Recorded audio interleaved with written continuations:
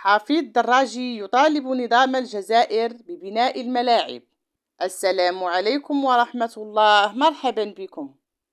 طالب حفيد دراجي في تدوينة له على حسابه في مواقع التواصل الاجتماعي من نظام بلده ببناء ملاعب كرة القدم.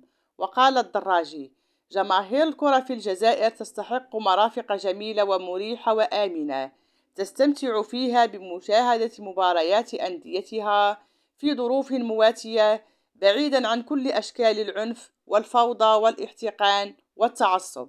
ويبدو أن معلق بي إن سبور أصبح يوجه خلال الآونة الأخيرة انتقاداته لنظام بلده، خاصة بعد أحداث مباراة مولودية الجزائر التي عرت تعامل النظام مع الجماهير.